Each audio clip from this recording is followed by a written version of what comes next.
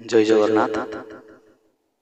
आज गोटे टॉपिक भितर आसुची कौन ना जो गीता भागवत आम पढ़ुचे जानुचे से भागवत विषय रे कि अन्य पुराण शास्त्र विषय रे जानुचे से जानिबार आशीर्वाद आ जानिबार कलाटा आमर पूर्व जन्मर किछि ना किछि पुण्य फल रे आमे से सब विषय रे आग्रह प्रकाश करूचे बा जानिबा इच्छुक होउचे बा जे कहउचंती आमे सुनिबा पई आगवर हो उठुचे।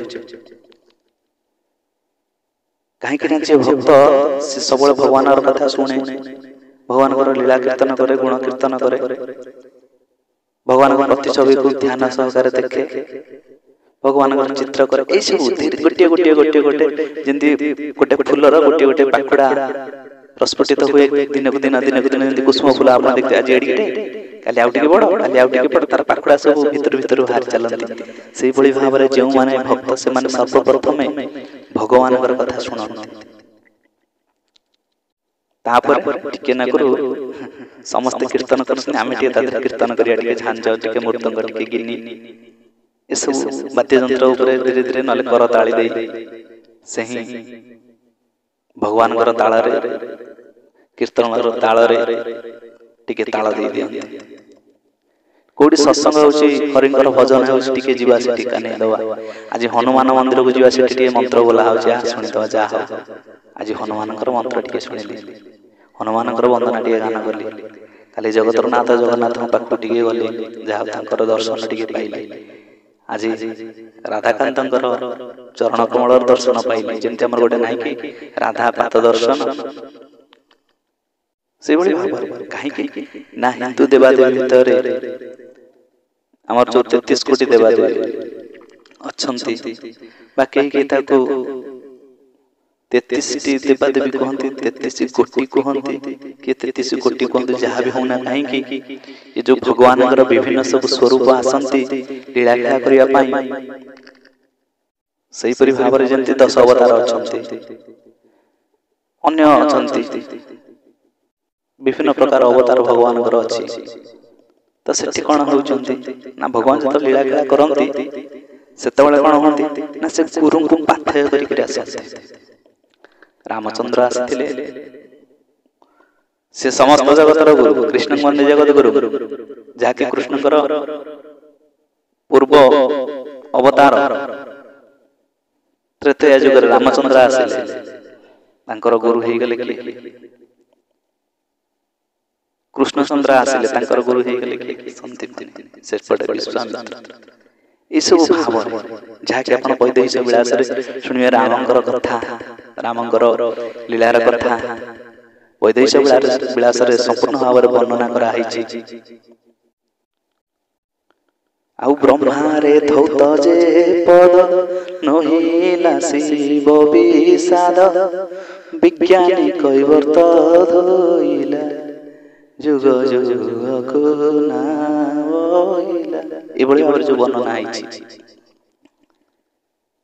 एपटरे जो गोपाल बालक माने भगवान सहित लीला खेला करूछंती भगवान आ पार्टी रे आंबुल से पुरै सुदामा पुरै ता पार्टी रे टिके आंबुल एना सांगई बसी खांती टिके आंबुल रखिछि से कलर जाके देछि भगवान पाटरो लाला ठपकने होई पइला एका खाइतला पाटरे ना कोन करि माडी होइछंती धरि पके ता पार्टी भितर आनी आंबुल आनी पाटरे पुरै दउछंती आउ ब्रह्मा जाइतले देखिया रे ये कोन कृष्ण ये कोन भगवान ये साधारण गोटे आंबुल पई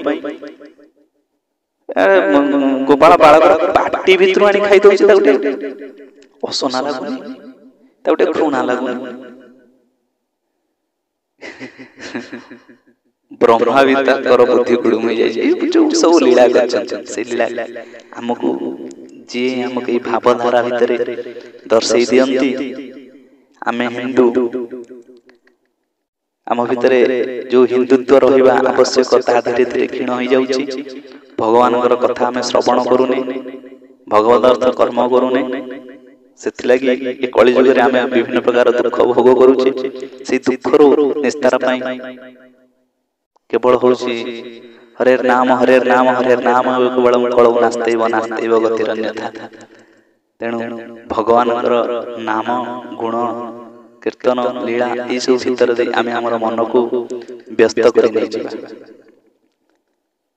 आम मन भीतर भी काम क्रोध लोभ मोह अछि काहे कि ना आहार निद्रा भय मैथुन आम ई चारिटा को समस्त भीतर अछि।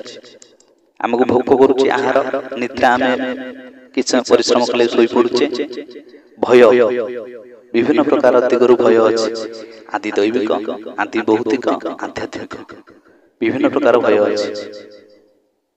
आम शरीर किभଳି रक्षा हो पारिबो आहा मु जाउचे परबडते गोटे घंटा दे फुटी गला ए सब कि जदि किए गोटे कोन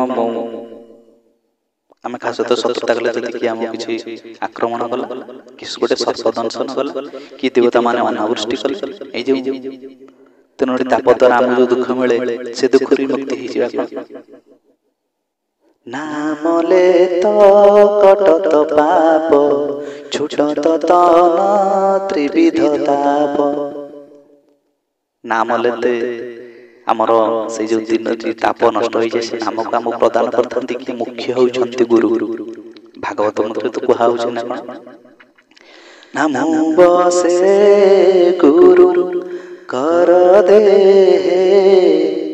गुरु मोठारु भिन्न नहे गोविंद गोविंद गोविंद पदु गळुछि मकरंद। तेणु गुरुंकर ए जो हमर जो जन्म भितर गुरुंकर जे भଳି भाबरे पिता माता सुकृत कर्म फल रे आज आमे भागवत कथा भगवानकर कथा भक्ति भाव ए सब आम भितर आसी पारि छी। तेणु सर्वप्रथम गुरु होउछंती कि ना माता पिता तमेव माता च पिता तमेव से भगवानकर कृपा रु हमकु गोटे माता पिता मिल जानते। आ कोन अरे चक्षु दान दिल जे जन्मे जन्मे प्रभु से दिव्य ज्ञान हृदय प्रकाशित आ प्रेम भक्ति जहा होते अविद्या विनाश जाते वेद गाय जहार चरित जय गुरुदेव गुरुदेव गुरुदेव जय गुरुदेव। आ ज्ञान तार अंधकार रे पथ पाए ना खोजी आ ज्ञान मसाल जलाई दे डाकिल तुम्हें आजी।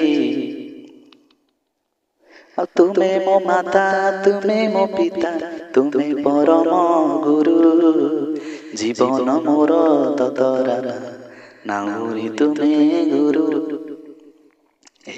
असार संसार भीतर आमे तळे बुडी बुडी जाउछे से तळे हमको मंग धरुछंती किए ना से भगवान गुरु रूप रे आसी मंग दसे जो डंगार नौकार मंग धरुछंती ना कोन ना केमिति मंग धरुछंती ना गोटे मंत्र दउछन गुरु ना कोन ना हरि नाम आहुला कला कृष्ण नाम कात होइला कृष्ण जे सिखाई श्री गुरु से निर्गुण निष्काम शून्य नाविका गुरु पाद पद्म नौका।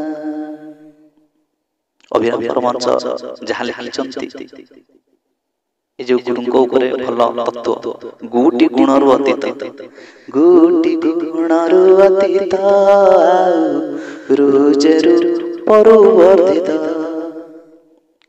जे गुणातीत जे रूपरु वर्धित जाके हनुमान जो रामचंद्र हमर गीता रे अर्जुन देखुछंती हनुमान देखुछंती रामचंद्र को अर्जुन देखुछंती हमर कृष्णचंद्र को भक्त भगवान को जो दर्शन करछि सेतबेले तंकर से गुणरु बाहर से रूपरु बाहर ताको अनुभूति किछि न थाए से प्रभुंकर केवल से स्वरूप को झाकी गोटे शांत शिष्ट स्वरूप को से फल पाती आ जिनस भक्त ही सब मन मन दर्शन करने पसंद करते किए पहले विश्व रूप को से उग्र रूप को भगवान दर्शन करने पसंद करते कहीं आम समस्त भय लगे। ଯେତେବେଳେ ଆମର ପ୍ରହ୍ଲାଦ ଉଗ୍ରଂ ବୀରଂ ମହାବିଷ୍ଣୁ ଜ୍ୱଲନ୍ତଂ ସର୍ବୋତ୍ତମୋଖଂ ନୃସିଂହଂ ଭୀଷଣଂ ଭଦ୍ର ମୃତ୍ୟୁର୍ମୃତ୍ୟୁ ନମାମ୍ୟହଂ। ଯେ ପ୍ରହ୍ଲାଦଙ୍କୁ ଯେତେବେଳେ ଦେଖିଛନ୍ତି ତାଙ୍କର ପିତାଙ୍କୁ, ଯେତେବେଳେ ହିରଣ୍ୟକଶ୍ୟପକୁ ନୃସିଂହ ଭଗବାନ ବିଧାରିତ କରିଛନ୍ତି, ପ୍ରହ୍ଲାଦ ଯେତେବେଳେ ଭଗବାନଙ୍କୁ ଦେଖିଛନ୍ତି ସେତେବେଳେ ସେ ଭୟରେ ଧରି ଉଠିଛନ୍ତି। ତାପରେ କଣ ହେଇଛନ୍ତି ନା ଦେବତାମାନେ କେହି ତାକୁ ଶାନ୍ତ କରିପାରୁନାହାନ୍ତି। ତା ଭିତରେ ଆଜି କଣ କରିଛନ୍ତି ନା ବ୍ରହ୍ମା ତାଙ୍କୁ ଟିକେ କହିଦଉଛନ୍ତି।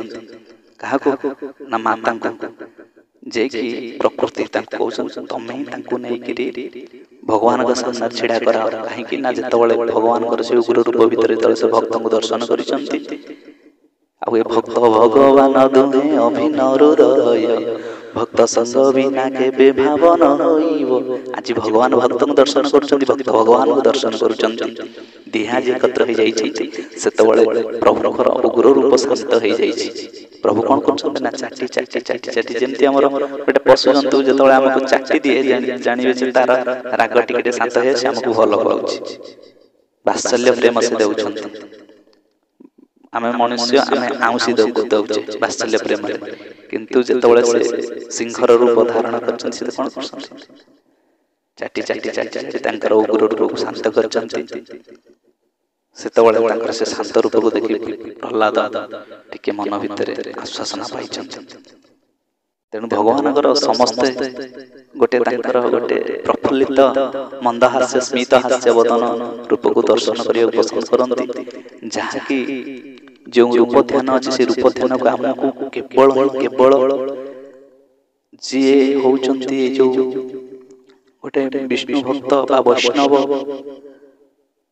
ସେ ଆମକୁ ଏ ଯୋଉ ରୂପ ଧ୍ୟାନ କରିବାର ଉପାୟ ବତେଇ ଦିଅନ୍ତି। ନିଜ ନିଜର ଗୁରୁମାନେ ହିଁ ତାଙ୍କର ଶିଷ୍ୟମାନଙ୍କୁ ଉପାୟ ବତେଇ ଦେଇଥିବେ। ଯେଉଁମାନେ ଏ ବିଷୟରେ ଜାଣିନାହାନ୍ତି ସେମାନେ ତାଙ୍କ ନିଜର ଗୁରୁମାନଙ୍କ ପାଖକୁ ଯାଇ ଶିକ୍ଷା ଗ୍ରହଣ କରନ୍ତୁ। ରୂପ ଧ୍ୟାନ କାହିଁକି ନା ଏଇ ଭାବ ଭିତରେ ଆସିବାକୁ ହେଲେ ରୂପ ଧ୍ୟାନ ନିହାତି ଆବଶ୍ୟକ। ରୂପ ଧ୍ୟାନ ବିଷୟରେ ଟିକେ ନା କଣ, ଯେମିତି ଆମେ ଆମର ବାପା ମା ଭାଇ ଭଉଣୀ ଶିକ୍ଷକ ଏମାନଙ୍କର କଥା କହିଲା ବେଳକୁ ଯେପରି ତାଙ୍କ ଚେହେରା ଆମ ପାଖରେ ଉଦ୍ଭାସିତ ହେଇ ଉଠିବ ମାନସ ପଟରେ, ସେହିପରି ଭାବରେ ଭଗବାନଙ୍କୁ କେଉଁଭଳି ଭାବରେ ରୂପ ଧ୍ୟାନ କରିବାକୁ ହୁଏ। ଭଗବାନଙ୍କୁ ତ ଆଉ ଆମେ ଏମିତି ସେମିତି ରୂପ ଧ୍ୟାନ କରିଦେଲେ ହବ। ଯେଉଁଭଳି ଭାବରେ ରୂପ ଧ୍ୟାନ କଲେ ଆମ ମନଟା ସମ୍ପୂର୍ଣ୍ଣ ରୂପରେ ସେଇଠାରେ ନ୍ୟସ୍ତ ହେଇଯିବ। ଆମେ ବାପାଙ୍କ କଥା ମନେ ପକାଉଛେ, ଟିକେ ମନେ ପକାଉ, ତାପରେ ପୁଣି ଆମ କର୍ମକ୍ଷେତ୍ରରେ ଆମେ ଚାଲି ଯାଉଛେ। କିନ୍ତୁ ନା, ରୂପ ଧ୍ୟାନ ଭିତରେ ଯେପରି ଆମେ ହଜିଯିବା ମଜିଯିବା, କେଉଁଭଳି ଭାବରେ ରୂପ ଧ୍ୟାନ ଗୋଟିଏ ଗୋଟିଏ ଗୋଟିଏ ଗୋଟିଏ ଅଂଶ ବିଶେଷକୁ କରାଯାଏ। ଭଗବାନଙ୍କର ମୁଖାରବିନ୍ଦ, ତାଙ୍କର କଣ୍ଠ ଦେଶ, ତାଙ୍କର ବକ୍ଷ ଦେଶ, ତାଙ୍କର ହସ୍ତ, ତାଙ୍କର ମନ୍ଦ ସ୍ମିତ ହାସ୍ୟ, ତାଙ୍କର ଯୋଉ କଥା କୁହା ଆଖି, ଏଇ ସବୁ ଜିନିଷ ଗୋଟିଏ ଗୋଟିଏ ଗୋଟିଏ ଗୋଟେ ପର୍ଯ୍ୟନ୍ତ, ତାଙ୍କର ପାଦ ପର୍ଯ୍ୟନ୍ତ ରୂପ ଧ୍ୟାନ ଭିତରେ ବର୍ଣ୍ଣନା ଆସେ। ସେଇ ସବୁ ଭାବରେ ନିଜର ଗୁରୁ ନିଜ ଶିଷ୍ୟମାନଙ୍କୁ ଏଇଟା ଶିକ୍ଷା ଦେଇଥାନ୍ତି। କାହିଁକି ନା ଗୁରୁମାନେ ହିଁ ଶିକ୍ଷା ଦେଲେ ସେହି ମନ୍ତ୍ରଟା ହିଁ ବା ସେଇ ଶିକ୍ଷାଟା ହିଁ ଆମ ଭିତରେ ପ୍ରତିଫଳିତ ହବ ବା ଭାସି ଉଠିବ। କାହିଁକି ନା ଗୁରୁଙ୍କର ଗୋଟିଏ ଗୋଟିଏ କଥା ହିଁ ଅକ୍ଷର ଅକ୍ଷରେ ବ୍ରହ୍ମଙ୍କ ସହିତ ମାନେ ବ୍ରହ୍ମ ତତ୍ତ୍ୱଙ୍କ ସହିତ ତୁଳନୀୟ। ଗୁରୁ ଯେତେବେଳେ ଭଗବାନଙ୍କର କଥା କୁହନ୍ତି ସେତେବେଳେ ତାଙ୍କରି ଭିତରେ ଭଗବାନ ହିଁ ବିରାଜିତ ହୋଇଯାଆନ୍ତି।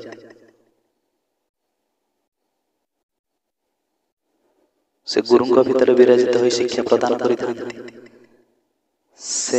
ସେତେବେଳେ ଗୁରୁଙ୍କର ଆଉ ତାଙ୍କ ଶରୀର ତତ୍ତ୍ୱ ଉପରେ କିଛି ଜ୍ଞାନ ନଥାଏ। ସେ ଭଗବତ ତତ୍ତ୍ୱ ଭିତରେ ପ୍ରବେଶ କରି ହିଁ ସେତେବେଳେ ଶିକ୍ଷା ପ୍ରଦାନ କରିଥାନ୍ତି। ତେଣୁ ସେ ଗୁରୁଙ୍କୁ ଚିହ୍ନିବା ବି ଏତେ କଠିନ ନୁହେଁ। କାହିଁକି ନା ଆପଣଙ୍କ ମନ ଭିତରେ ଯଦି କିଛି ପ୍ରଶ୍ନ ଥିବ, ଦ୍ୱନ୍ଦ୍ୱ ଥିବ, ଆପଣଙ୍କ କହିବାରୁ ଆପଣ ଯେଉଁଠାରେ ହିଁ ଚିନ୍ତନ କରନ୍ତୁ, ପାଖକୁ ଯାଇ ଚିନ୍ତନ କରିବାର ନାହିଁ, ଯେଉଁଠାରେ ହିଁ ଚିନ୍ତନ କରନ୍ତୁ, ଦେଖିବେ ଯେ ସଦ୍ଗୁରୁ ଆପଣଙ୍କର କଥା ମନ କଥା ସେ ଜାଣିପାରିବେ। ଆଉ ଆପଣଙ୍କର ପ୍ରଶ୍ନର ସମସ୍ୟାର ସମାଧାନ ଆପଣ ତାଙ୍କୁ ପଚାରିବା ପୂର୍ବରୁ ହିଁ ସେ ସମସ୍ୟାର ସମାଧାନ କରିଦେଇଥିବେ। ସିଏ ଗୋଟେ ବହୁତ ବଡ଼ କଥା। ତେଣୁ ଆମେ ଆସନ୍ତୁ ସମସ୍ତେ ଯେଉଁମାନେ ଗୁରୁ ଜୀବନରେ ଗ୍ରହଣ କରିନାହାନ୍ତି ସେମାନେ ସମସ୍ତେ ନିଜ ନିଜ ଜୀବନରେ ଗୁରୁ ଗ୍ରହଣ କରନ୍ତୁ ଆଉ ଭଗବାନଙ୍କର ରୂପ ଧ୍ୟାନ ଭିତରେ ନିଜକୁ ମଜେଇ ଦିଅନ୍ତୁ, ହଜେଇ ଦିଅନ୍ତୁ। ତାହେଲେ ଜୀବନରେ କିଛି ଉଦ୍ଧାର ହେଇପାରିବ। ନହେଲେ ଆମେ ଆଜି ଜନ୍ମ ହେଇଛେ, କାଲି ସକାଳେ ମୃତ୍ୟୁ ବରଣ କରିଯିବା। କାମ, କ୍ରୋଧ, ହିଂସା, ଜାତିବାଦ, ଭେଦ, ଧର୍ମ ଉପରେ ଭେଦ ନେଇକରି ମରାମରି, ହଣାହଣି ଏସବୁ ଭିତରେ ଦେଇ ଆମେ ନ୍ୟସ୍ତ ହେଇ କରିଦଉଛେ ଜୀବନକୁ। କିନ୍ତୁ ନିଜ ନିଜର ଯୋଉ ଆରାଧ୍ୟ ଅଛନ୍ତି ତାଙ୍କର ତତ୍ତ୍ୱକୁ ଆମେ ବୁଝିପାରୁନୁ। ସେଥିପାଇଁ ଆମ ଭିତରେ ଗୋଟେ କ୍ରୂରତା ଭାବ, କ୍ରୋଧ ଭାବ ସୃଷ୍ଟି ହେଇଛି। ସମସ୍ତ ଧର୍ମର ଧର୍ମଗୁରୁ ଯେଉଁମାନେ ଅଛନ୍ତି ତାଙ୍କର ଯାହା ସବୁ ବାଣୀ ଅଛି ସେ ବାଣୀକି ଆମେ ସତ୍ ଭାବରେ ନଉନେ। ଆମ ଭିତରେ ଗୋଟେ ହିଂସା ଭାବ ହେଇଯାଉଛି। ଆଉ କେତେକ ଗୁରୁଙ୍କ ବେଶରେ ଭଣ୍ଡ ଅଛନ୍ତି, କେତେକ ଗୁରୁଙ୍କ ଭିତରେ ବି ଭଣ୍ଡ ଅଛନ୍ତି ଯିଏକି ସେ ସତ୍ ଶିକ୍ଷା ପରିବର୍ତ୍ତେ ଅସତ୍ ଶିକ୍ଷା ଦେଉଛନ୍ତି। ସାବଧାନ ହୋଇ ସେଇମାନଙ୍କଠାରୁ ଦୂରରେ ରୁହ, ନହେଲେ ଜୀବନ ବୃଥା ହେଇଯିବ ଜୀବନ। କାହିଁକିନା ଯେ 84 ଲକ୍ଷ ଯୋନି ଜନ୍ମ ଭିତରେ ଆମେ ଆଜି ଗୋଟେ ମାନବ ଜନ୍ମ ପାଇଛେ, ଆମ ଜୀବନକୁ ସାଫଲ୍ୟ ମଣ୍ଡିତ କରିବା ଭଗବାନ ଶ୍ରୀଚରଣରେ ନିଜ ମନକୁ ଲଗେଇଦବା। ଯଦି ଆମେ ଭଣ୍ଡାମିର ଶିକାର ହେଇଗଲେ ତାହେଲେ ଯେ କ୍ରିୟାହୀନ, ମନ୍ତ୍ରହୀନ, ଯେ ଶ୍ରଦ୍ଧାହୀନ ବ୍ୟକ୍ତି ସେ ଯଦି ଗୁରୁ ପାଲଟି ଯାଏ ସେ ନିଜର ଅମଙ୍ଗଳ କରିବା ସହିତ ତା ଚେଲାର ବି ଅମଙ୍ଗଳ କରିଦେଇଥାଏ। ତେଣୁ ଗୋପାଳଜୀ ମହାରାଜ ଏଠି ଗୋଟେ କଥା କହିଛନ୍ତି, ହରିଙ୍କୁ ଯଦି ଆମେ ଚିନ୍ତନ କରିବା ତାହେଲେ ଆମକୁ ଗୁରୁ ମିଳିଯିବେ। ହରିଙ୍କୁ ଚିନ୍ତନ କରିବା ନା କଣ ନା ହରି କୃପା ଗୁରୁ ମିଲେ ଗୋବିନ୍ଦ ରାଧେ, गुरु कृपा हरि मिले वेद बता दे। हरिंकर कृपा हेले गुरु हमको मिल जाए।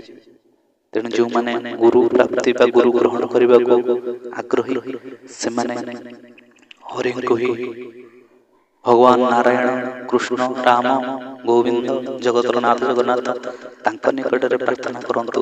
आपण पाखक से ही गुरु रूप आसे आपको दीक्षा दे। जय जगन्नाथ, जय जगन्नाथ, जय जगन्नाथ।